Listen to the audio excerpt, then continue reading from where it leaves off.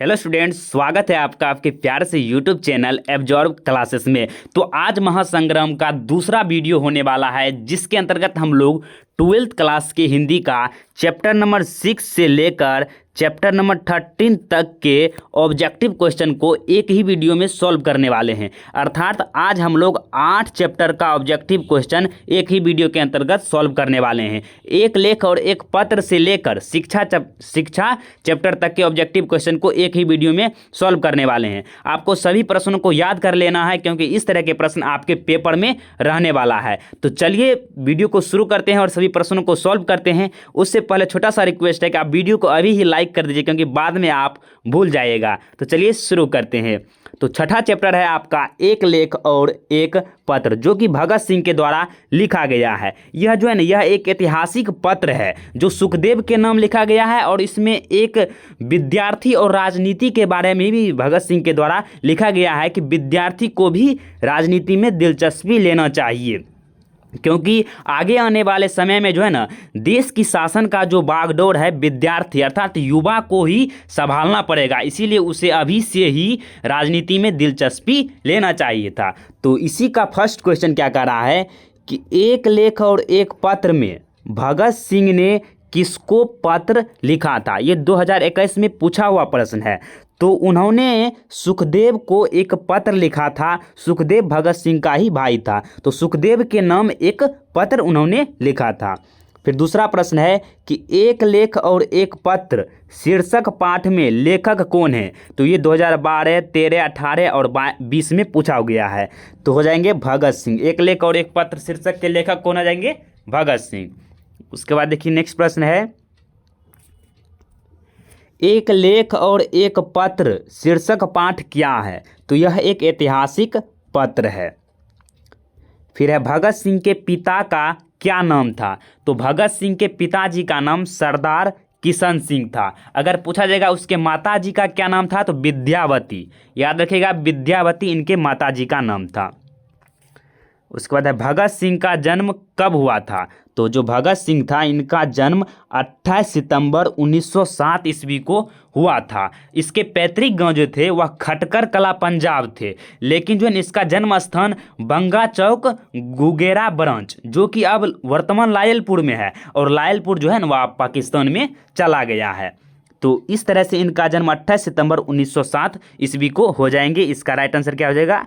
ए। उसके बाद देखिए नेक्स्ट प्रश्न है, उसके बाद 7वां चैप्टर है ओ सदा नीरा, जो कि जगदीश चंद्र माथुर के द्वारा लिखा गया है। और ओ सदा नीरा जो है यह एक निबंध है, और इस निबंध में जो है उन्होंने पश्चिम चंपारण की जो उपजाऊ भूमि है उसके बारे में, और वहाँ से जो किसान के द्वारा आंदोलन चलाए गए थे, नील की खेती होता था वहाँ पर, उस भूमि पर अंग्रेजों के द्वारा उस पर किसानों पर बहुत सारे अत्याचार किया जा रहा था। तो उस समय इसी में जगदीश चंद्र माथुर जी, महात्मा गांधी कब आए, किस तरह से उन्होंने आंदोलन किया, तो ये सभी का वर्णन इस चैप्टर में किया गया है।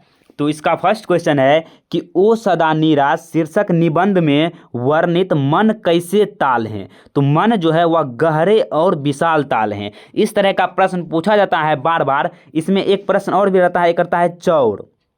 यहाँ पर चौड़ एक शब्द आता है। यह जो है ना, यह उथले एवं छिछले ताल हैं। चौड़ पूछा जाएगा क्या है, तो यह उथले एवं छिछले ताल हैं। आप इसे इस तरह से समझ सकते हैं, थोड़ा सा डायग्राम से समझा देते हैं कि मान लीजिए ये भूमि है आपका, और जो ये गहरा ताल है ये हो जाएंगे मन। गहरे ताल को मन कहते हैं। जो ये उठा हुआ भाग है इसको चौड़ हम कहते हैं, चौड़ जिसको कहते हैं, जहाँ पर गर्मी एवं ठंडी में जो है ना पानी कम जाता है। क्योंकि स्वाभाविक सी बात है, यहाँ उथला रहेगा तो पानी यहाँ पर नहीं रहेगा, पानी यहाँ चला जाएगा। अगर बरसात का मौसम रहेगा तो इस पर भी पानी रहेगा, लेकिन गर्मियों के मौसम में यहाँ पर पानी नहीं रहता है, वह नीचे चला जाता है। ये 2 सवाल अक्सर पूछे जाते हैं, 2021 में पूछा गया है। फिर है ओ सदा नीरा किस विधा के अंतर्गत आते हैं। तो जो ओ सदा नीरा है वह निबंध के अंतर्गत आते हैं, यह एक निबंध है। फिर है बहुजन संप्रेषण के माध्यम पुस्तक किसने लिखी। तो जगदीश चंद्र माथुर जी ने बहुजन संप्रेषण के माध्यम पुस्तक लिखे थे। उसके बाद नेक्स्ट प्रश्न है कि इनमें से कौन सी रचना जगदीश चंद्र माथुर की है। तो ओसदानी राही उनका एक रचना है यहाँ पर। बाकी बाद हंसते हुए मेरा अकेलापन मल्यज जी का है, बातचीत बालकृष्ण भट्ट जी का है, तिरिच उदय प्रकाश जी का है। उसके बाद पांचवा प्रश्न है कि ओसदानी राह शीर्षक पाठ के लेखक कौन है? तो जगदीश चंद्र माथुर जी हो जाएंगे इसका राइट आंसर। फिर नेक्स्ट प्रश्न है ओसदानी राह शीर्षक पाठ के अनुसार सन 1962 की बाढ़ का दृश्य जिन्होंने देखा उन्हें रामचरितमानस में किसके क्रोध रूपी नदी की बाढ़ याद आई होगी? तो केकई के जो क्रोध रूपी नदी का बाढ़ है ना वो याद आया होगा, जो 1962 में बाढ़ आया हुआ था। फिर है और इस चैप्टर में जो है ना गंडक नदी का वर्णन किया गया था। ये भी प्रश्न बहुत बार पूछा जाता है। जैसे ओसदानी राह पाठ के अनुसार गांधी जी ने आश्रम विद्यालय कहाँ स्थापित किया था? तो वो बरहरबा, मधुबन और भीतिहरबा में उन्होंने ये जो पश्चिम चंपारण पड़ते हैं वहाँ पर ही आश्रम विश्वविद्यालय का निर्माण किए थे, आश्रम विद्यालय का। उसके बाद थोड़ा सा यहाँ पर आप इसका लघुत्तरीय प्रश्न देख सकते हैं कि इस चैप्टर से कौन कौन पूछते हैं। जैसे गंगा पर पुल बनाने में अंग्रेज ने क्यों दिलचस्पी नहीं ली? पुंडलिक जी कौन थे? गांधी जी को शिक्षा संबंधी आदर्श क्या थे? उसके बाद ओसदानी राह किस नदी के लिए कहा गया है? तो ये सभी प्रश्न आप देख सकते हैं और हम आपको ये सभी पढ़ा चुके हैं। आप इसका खुद से आंसर सब्जेक्टिव का बना सकते हैं। उसके बाद देखिए नेक्स्ट है, उसके बाद जो है 8वां चैप्टर आता है सिपाही की माँ, जो कि मोहन राकेश के द्वारा लिखा गया है। सिपाही की माँ क्या है? तो यह एक एकांकी है, यह एक एकांकी है। और जाके सिपाही के माँ में दिखाया गया है कि किस प्रकार से किसी सिपाही के माँ को जो है ना उसके पुत्र के अलगाव के कारण, उसके पुत्र के नहीं रहने के कारण कैसी वेदना सहनी पड़ती है, उसके याद में वह कैसे अपना जीवन व्यतीत करती है, उस दुख दर्द को इस एकांकी में दिखाया गया है। तो चलिए इसका ऑब्जेक्टिव क्वेश्चन सॉल्व करते हैं। तो पहला है कि सिपाही के माँ के रचयिता कौन है, रचनाकार कौन है? तो मोहन राकेश जी इनके रचनाकार हैं। फिर है मोहन राकेश के बचपन का नाम क्या था? तो उनके बचपन का नाम था मदन मोहन गुगलानी। इसका राइट आंसर ए होगा। बहुत में आपको मुगलानी दिखेगा लेकिन मुगलानी नहीं होता है, गुगलानी होता है। उसके बाद है मोहन राकेश रचित नाटक संग्रह है। तो मोहन राकेश का जो है ना उत्तर प्रियदर्शी ये भी नहीं है, सत्य हरिश्चंद्र भी नहीं है, पहला राजा ये भी नहीं है, लेकिन जो आषाढ़ का एक दिन है इनका प्रमुख नाटक संग्रह है मोहन राकेश जी का। तो इसका राइट आंसर क्या हो जाएगा? डी।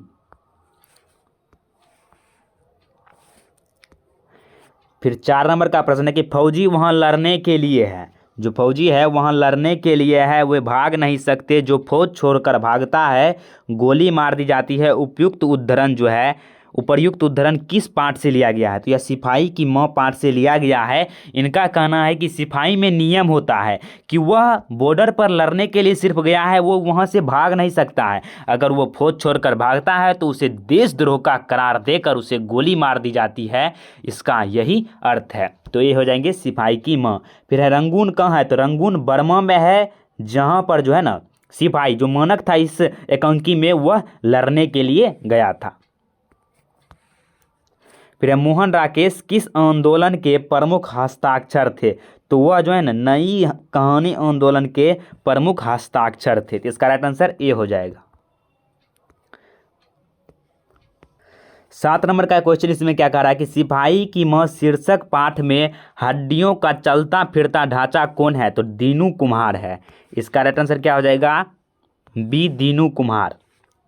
उसके बाद है नाटक के क्षेत्र में जयशंकर प्रसाद के बाद सबसे बड़ी प्रतिभा कौन माने जाते हैं? तो जो है ना जयप्रकाश नारायण, ये भी नहीं होगा। इसका राइट आंसर हो जाएगा ए, मोहन राकेश माने जाते हैं। डी जो हो जाएगा इसका राइट आंसर हो जाएगा कि जयशंकर प्रसाद के बाद जो सबसे प्रचलित, सबसे जो है ना आकर्षक नाटक होता है तो वह मोहन राकेश का ही नाटक होता है। इसके भी लघुत्तरीय प्रश्न आप यहाँ पर देख सकते हैं कि कुंती का परिचय दे, बिस्नी कौन था? तो मानक का माँ था। इसके बारे में आपको लिख देना है। आपको हम यहाँ पर जो है ना सब्जेक्टिव का भी VVI बता रहे हैं कि कौन कौन से पूछा जाता है। और जाके दीर्घोत्तरीय में सिपाही की माँ की कथा वस्तु प्रस्तुत करें। उसके बाद 9 नंबर का चैप्टर है परगीत और समाज, जो कि नामवर सिंह के द्वारा लिखा गया है। यह जो है ना एक निबंध है, जो आलोचनात्मक निबंध का एक संग्रह था, वाद विवाद संवाद, उसी से लिया गया है। तो इसमें फर्स्ट ऑब्जेक्टिव क्वेश्चन है कि नामवर सिंह द्वारा लिखित परगीत और समाज क्या है? तो यह एक निबंध है। इसका राइट आंसर क्या हो जाएगा? बी। उसके बाद है आलोचना त्रैमासिक के प्रधान संपादक कौन थे? तो इसका भी राइट आंसर हो जाएगा सी, नामवर सिंह। उसके बाद है 3 नंबर का प्रश्न कि परगीत और समाज शीर्षक पाठ के अनुसार आचार्य रामचंद्र शुक्ल के काव्य सिद्धांत के आदर्श क्या थे? तो उसका जो आदर्श था वह था प्रबंध काव्य। इसका राइट आंसर क्या हो जाएगा? डी। फिर किन्होंने पढ़ाया लंबी कविताएं ही लिखी है? तो गजानन माधव मुक्तिबोध जी है, वह हमेशा जो है ना लंबी कविताएं ही लिखते थे। और इसमें जो आपके भी चैप्टर में इसका एक चैप्टर है जन जन का चेहरा एक, उसमें भी इन्होंने लंबी कविताएं ही लिखी है। उसके बाद देखिए नेक्स्ट प्रश्न है कि 20वीं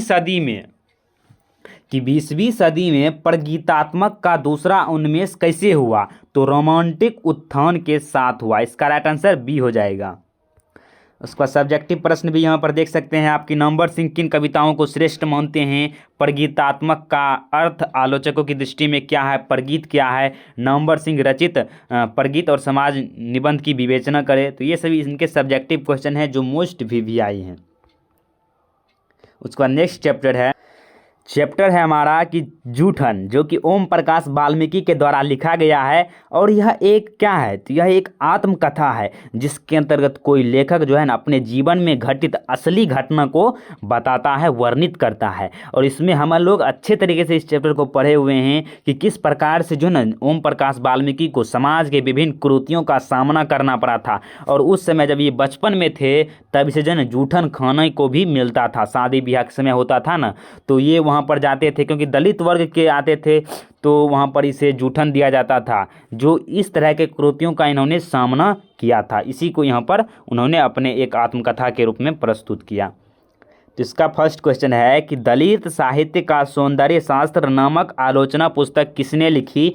तो ओम प्रकाश वाल्मीकि जी ने लिखी थी। इसका राइट आंसर क्या हो जाएगा? ए। फिर है जूठन क्या है? तो जूठन अभी बताया आत्मकथा है। ये 2015 में और 18 में पूछा गया है। फिर है जूठन शीर्षक रचना जो है ना, जूठन शीर्षक रचना हिंदी साहित्य की कौन सी विधा है? तो यह भी आत्मकथा ही है। उसी प्रश्न को जो है उलट कर पूछता है इसमें। तो इसका आंसर क्या आ जाएगा? सी। फिर है ओम प्रकाश वाल्मीकि की रचना है जूठन। फिर है जूठन शीर्षक आत्मकथा में स्कूल के हेडमास्टर का क्या नाम है? तो उसके हेडमास्टर का नाम कलीराम था, जो कि बहुत ही दुष्ट था एक तरह से आप बोल सकते हैं। क्योंकि जब ओम प्रकाश वाल्मीकि जी प्रारंभिक शिक्षा के लिए अपने गांव के ही स्कूल में जाते हैं, जिसका हेडमास्टर कलीराम होता है, उसके साथ दुर्व्यवहार करता है। उसे पढ़ने के बजाय जो पूरा फील्ड में झाड़ू लगाने के लिए दे देता है और पूरा हॉल में देता है, उसे पढ़ने नहीं देता है। लेकिन जब उसके पिताजी को ये बात पता चलता है तो फिर बातचीत होता है, मतलब लड़ाई झगड़ा हो जाता है उस समय। तो उस समय से इसको पढ़ने के लिए आज़ादी मिल जाता है। फिर है ओम प्रकाश वाल्मीकि को डॉक्टर अंबेडकर राष्ट्रीय पुरस्कार कब प्राप्त हुआ था? तो 1993 ईस्वी को इन्हें डॉक्टर भीमराव अंबेडकर राष्ट्रीय पुरस्कार प्राप्त हुआ था। उसके बाद कितना क्रूर समाज में रह रहे हैं हम, जहां शर्म का कोई मोल नहीं, मतलब उसके जो है ना मेहनत का कोई मोल ही नहीं है, बल्कि निर्धनता को बरकरार रखने का षड्यंत्र ही था यह सब। तो इसका आपको व्याख्या करना है। उसके बाद देखिए नेक्स्ट चैप्टर है, उसके बाद 11वां चैप्टर है हंसते हुए मेरा अकेलापन, जो मल्यज के द्वारा लिखा गया है। और हंसते हुए मेरा अकेलापन क्या है? तो यह एक डायरी है जो कि भरत जी श्रीवास्तव मल्यज के द्वारा लिखा गया है। और इनमें उन्होंने बताया कि किस प्रकार से, बल्कि देखिए जानते होंगे आप कि मल्यज छात्र जीवन में ही क्षय रोग से ग्रसित थे, जिस कारण से वे अकेला रहते थे, अकेलापन था उसके अंदर। तो उस अकेलेपन को वह किस प्रकार से हंसते हुए व्यतीत करते हैं, उसी के बारे में यहाँ पर वर्णन किए हैं। और यह एक डायरी है। डायरी के बारे में बताए हुए हैं कि डायरी जो है ना साहित्य लेखन का ही एक प्रकार होता है, जिसमें कोई लेखक, कोई रचनाकार या कवि या व्यक्ति अपने जीवन में जो घटित होता है उसी को वह उसमें लिखता है। और जो है ना, लेखक के लिए डायरी लिखना एक धधकते हुए जंगल के समान था, क्योंकि डायरी में जो है ना सत्य बातों को लिखा जाता है, इसीलिए डायरी लिखना जो है ना मुश्किल है। उसके बाद मल्यज की रचना नहीं है, तो इसमें कौन सा रचना मल्यज का नहीं है? तो आने वाला कल ये भी नहीं है, बकलम खुद ये भी नहीं, ये नंबर सिंह का रचना है, सदियों का संताप ये भी नहीं है। तो इनमें से कोई भी रचना जो है ना मल्यज जी का है ही नहीं, तो इनमें से कोई नहीं होगा जीगा इसका राइट आंसर। उसके बाद हंसते हुए मेरा अकेलापन किस विधा की रचना है? 2018 में आया हुआ प्रश्न है। तो ये क्या है? तो यह एक डायरी है। फिर है जख्म पर धूल शीर्षक कविता किसकी रचना है? जख्म पर धूल मल्यज जी का ही रचना है, इसका आंसर बी हो जाएगा। उसका इसके लघुत्तरीय प्रश्न देख सकते हैं। डायरी क्या है? डायरी का लिखा जाना क्यों मुश्किल है अभी बताए। धरती का क्षण से आपका क्या आशय है? ये मनुष्य जो है ना आदमी यथार्थ को जीता ही नहीं है, यथार्थ रचता भी है। ये सभी प्रश्नों को अच्छे तरीके से सॉल्व कराए हुए हैं ये प्रश्न को, और पूरे प्रश्न को आप जाकर देख सकते हैं इनके व्याख्या वाले वीडियो में या सारांश वाले वीडियो में। उसके बाद देखिए 12वां चैप्टर है तिरिछ, जो कि उदय प्रकाश के द्वारा लिखा गया है। और तिरिछ जो है यह एक कहानी है। इसमें फर्स्ट क्वेश्चन है कि तिरिछ जो है उदय प्रकाश का जन्म कब हुआ था? तो उदय प्रकाश का जन्म 1952 ईस्वी में हुआ था, इसका आप डेट याद रख सकते हैं। और जाके ये एमपी शायद मध्य प्रदेश में इनका जन्म हुआ था। फिर है तिरिछ किस प्रकार की कहानी है? तो ये आधुनिक त्रासदी की कहानी है। इसमें उन्होंने बताया कि तिरिछ जो होता है वह क्या होता है? तो यह एक लिजार्ड अर्थात छिपकली के जैसा ही विषैला जानवर है, जो कोबरा से 100 गुना अधिक जहरीला होता है। तो उसके बारे में बताते हैं कि जिस प्रकार से वो तिरिछ उतना विषैला होता है, आजकल के जितने भी गाँव के लोग हैं वह शहर जाने से डरते हैं, क्योंकि शहर में उसके साथ किस तरह से व्यवहार किया जाएगा, उस शहर की जो दुर्दशा है वह एक विषैले जानवर तिरिछ के जैसा दिखाया गया है, उसी का वर्णन इस चैप्टर में हुआ है। उसके बाद है तीसरा कि तिरिछ जो है ना शीर्षक पाठ में लेखक के पिताजी कितने साल के हैं? तो वे 55 साल के हैं। पहले ही लिखा हुआ है कि उसके पिताजी 55 साल के थे। उसके बाद जो है ना लास्ट चैप्टर है शिक्षा, जो कि जे कृष्णमूर्ति के द्वारा लिखा गया है। और शिक्षा चैप्टर क्या है? तो यह एक संभाषण है। इसमें जो जे कृष्णमूर्ति, जिनका पूरा नाम जिद्दू कृष्णमूर्ति होता है, ये जो है ना लिखते नहीं थे, सिर्फ बोलते थे। और जब ये बोलते थे तो यह सिर्फ भाषण देते थे। उन्हीं भाषण को यहाँ पर आपके चैप्टर शिक्षा के रूप में प्रस्तुत किया गया है। और इसमें बताते हैं कि शिक्षा का उद्देश्य क्या होना चाहिए था। मतलब आप शिक्षा प्राप्त करके सिर्फ नौकरी पाना ही चाहते हैं, या और भी आपका कोई जो है ना उद्देश्य है, इसी के बारे में इन्होंने पूरा यहाँ पर डिस्कस किए हैं। फिर है शिक्षा शीर्षक निबंध के रचनाकार कौन है? तो जे कृष्णमूर्ति, जिद्दू कृष्णमूर्ति, इसका राइट आंसर हो जाएगा। फिर है लीडबेटर की नज़र में जे कृष्णमूर्ति क्या थे? तो वह विश्व शिक्षक थे, इसका राइट आंसर सी हो जाएगा। फिर है जहाँ भय है वहाँ मेधा नहीं हो सकती, किस पठित पाठ की उक्ति है? तो यह जो है ना शिक्षा पाठ का ही युक्ति है। कहते हैं कि जहाँ पर भय है, डर है, वहाँ पर मेधा नहीं हो सकती है। उसके बाद है जी कृष्णमूर्ति का पूरा नाम क्या है? तो जिद्दू कृष्णमूर्ति, अभी ही तुरंत बताए थे, जिद्दू कृष्णमूर्ति, इसका हो जाएगा राइट आंसर। तो इस तरह से जो है ना आपका पूरा ऑब्जेक्टिव क्वेश्चन 6 से लेकर 13 चैप्टर का समाप्त होता है। आशा है कि आपको पूरा समझ में आया होगा। इसी तरह का और भी वीडियो देखने के लिए अभी आप चैनल को सब्सक्राइब कर लीजिए, क्योंकि इस तरह का कंटेंट आपको यहाँ पर मिलता है और हमेशा मिलता रहेगा। तो मिलते हैं अगली वीडियो में, तब तक के लिए अपना ख्याल रखें, पढ़ाई करते रहे। All the very best.